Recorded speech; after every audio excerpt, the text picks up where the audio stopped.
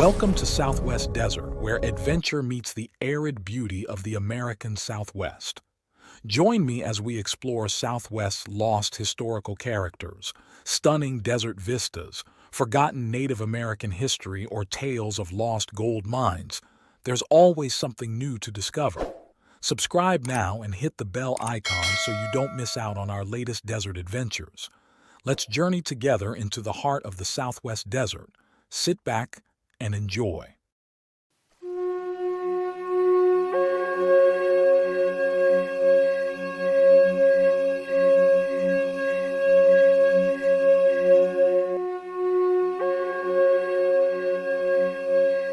Welcome to the Southwest Desert, where we unearth the buried stories of the American Southwest.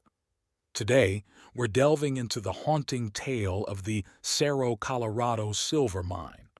Nestled in the sun-baked hills of southern Arizona, this mine has a history as rich and complex as the ore it once produced. So settle in, dear listeners, as we journey back to a time of frontier dreams and deadly consequences. Our story begins in the bustling pueblo of Tucson, nearly a century ago.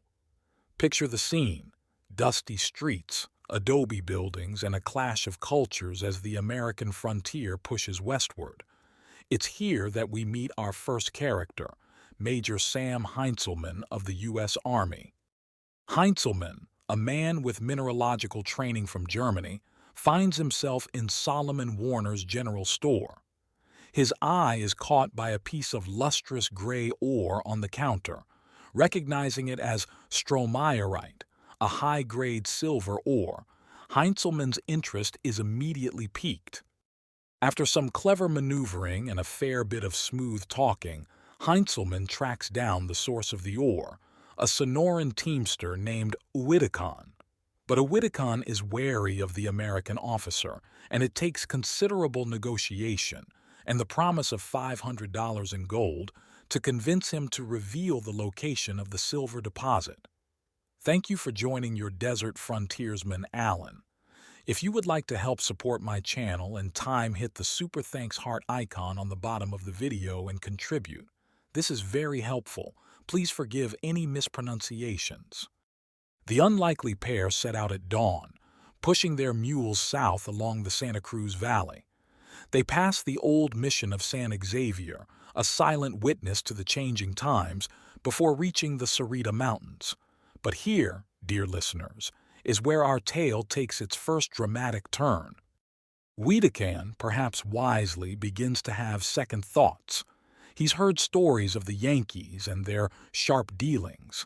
How can he be sure he'll actually receive the promised gold? Despite Heintzelman's threats and promises, the Sonoran turns back, leaving the frustrated major empty-handed. But Heintzelman is not a man easily deterred. The next day, he tracks down Whitacon once more. This time, he makes a public commitment in Warner's store to pay the gold upon proof of the lode's existence. With witnesses to the deal, Whitacon agrees to a second attempt. As night falls on their second journey, Whitacon points out their destination: Cerro Colorado, the Red Mountain, its towers gleaming ruby-silver in the sunset. Wary of Apache attacks, they push on through the velvet darkness of the desert night, finally making camp in the mesquite groves of Upper Sapori Creek. With the first light of dawn, Whitacon leads Heintzelman to a small red mountain called El Cerro Chiquito. There, hidden among scrub mesquite, they find a crude shaft. As Whitacon clears away the debris, tension mounts. Finally, he unearths what they've been seeking: a chunk of pétanque, almost pure silver. But here, dear listeners, is where our tale takes a dark turn. For Major Heintzelman, it seems, has no intention of honoring his agreement. Upon returning to Tucson, instead of the promised $500 in gold, he presents Whitacon with a single piece of two-back paper money, worth a mere 50 cents. With this act of betrayal, Heintzelman sets in motion a chain of events that would haunt the mine for decades to come. Wasting no time, Heintzelman began working the claim, sinking a 50-foot shaft into the rich ore. But his triumph was short-lived. Just a few months later, in 1856, Thomas and Ignacio Ortiz, the rightful owners of the rancho where the mine was located, discovered the intrusion and promptly ran Heintzelman off their property. Soon after, the Sonora Mining and Exploring Company, headquartered in Tubac, Arizona, purchased both the Cerro Colorado property and the rancho. Under the management of Charles D. Poston, with his brother John overseeing the mine itself, the Cerro Colorado began to flourish. The ore was incredibly rich, yielding an astounding $7,000 per ton of silver. But the good times wouldn't last. As our story takes another tragic turn, we're reminded of the dangers that miners faced in those days. Sometime after 1860, disaster struck. Deep in the candlelit depths of the mine, 15 Mexican Indian miners were working, filling their rawhide bags with shining silver ore. Without warning, the ceiling caved in, burying all 15 men alive. The cave-in was so severe that recovery of the bodies was impossible. To this day, those unfortunate souls remain entombed 70 feet below the Earth's surface. This tragedy marked a turning point for the mine. Many of the surviving miners, believing the mine to be haunted by the ghosts of their fallen comrades, fled back to their homes in Sonora. But the mine's troubles were far from over.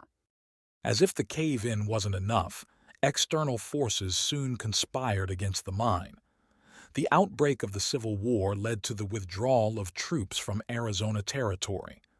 Cochise, the feared Apache chief, saw his opportunity and began a campaign to drive all whites from southern Arizona. With Apache arrows flying and the threat of attack ever present, Charles Poston made the difficult decision to leave Arizona. He left his brother John in charge of the mine and departed with a mining engineer named Raphael Pumpelly. But John Poston's tenure would be marked by violence and betrayal. Days before his brother's departure, John had caught the mine's Sonoran foreman Juanito, attempting to flee south with a hefty load of stolen silver bullion. Frustrated by the constant thefts and desertions, John Poston made a fateful and brutal decision. In a shocking act of cold-blooded murder, Poston shot Juanito out of his saddle. This killing was the final straw. Work at the mine ground to a halt as the remaining miners, fearing for their lives, stole whatever they could carry and slipped away in the night. But they didn't leave empty-handed. They took with them a tantalizing story that would become the stuff of legend. According to the fleeing miners, Juanito had managed to bury $70,000 worth of stolen silver bullion somewhere on the slope between the Cerro Colorado shaft and the Cerro Chiquito to the north. News of the hidden treasure spread like wildfire. A band of Sonoran outlaws, bolstered by former mine employees seeking revenge, raced north to claim the prize. They arrived at the mine shortly after Charles Poston and Pumpelly had fled. In a brutal act of vengeance, they killed John Poston and 2 German workers. With no one left to stop them, the outlaws tore the mine and its surroundings apart in their frenzied search for Juanito's buried treasure. But their efforts were in vain. The silver remained hidden, its location dying with Juanito. To this day, the legend persists. Many believe that $70,000 in silver bullion still lies buried somewhere between the Cerro Colorado and the Cerro Chiquito, waiting for a lucky soul to unearth it. As we near the end of our tale, let's fast forward to the turn of the 20th century. Enter Charles E. Udall, a man who would become intimately connected with the mine's later history. Udall, intrigued by the mine's potential, formed a company in 1900. Among his investors was none other than the famous Diamond Jim Brady. Under Udall's leadership, Mexican Indian miners once again descended into the mine's depths, braving its dark reputation in search of riches. Udall built new structures on the foundations of the old, including a commissary, an office, and an $8,000 residence. But even as he sought to breathe new life into the mine, the shadows of its past lingered. Behind Udall's new buildings lay the old Campo Santo, a small cemetery where 18 souls who had died at the mine since Heintzelman's time found their final rest. Among them, in a touch of dark whimsy, lay Udall's beloved parrot, buried in an $800 shroud of Chinese brocade. And so we come to the end of our story, but not to the end of the Cerro Colorado's mysteries. To this day, treasure hunters still come to the old mine, seeking permission to dig for Juanito's lost silver. Udall, in his later years, would simply tell them, "Go ahead on a 50-50 basis. Who knows?" But perhaps the last word should go to an old Mexican miner encountered near the ruins of the Cerro Colorado. His words serve as a fitting epitaph for this troubled place. "She may still have a treasure and be a rich one for the Patonk, but what sane man would go down there and get mixed up with the ghosts that haunt the mine? Since the earliest days, the mine has had bad luck, many say a curse. As the sun sets over the Cerro Colorado, casting long shadows across its weathered ruins, one can't help but wonder, is there truly a curse on this old silver mine? Or is it simply a victim of human greed, prejudice, and the harsh realities of frontier life? Whatever the truth may be, the story of the Cerro Colorado serves as a stark reminder of the complex and often tragic history that lies beneath the sun-baked earth of the American Southwest. It's a tale of dreams and betrayals, of riches and ruin, of life and death, a microcosm of the Wild West itself. This has been the Southwest Desert. Until next time, may your own frontiers be filled with discovery, and may your ghosts rest easy. Happy trails. Thanks for watching. If you enjoyed this video, don't forget to like, comment, share, and subscribe for more great content. Hit the notification bell so you never miss an update. See you in the next video.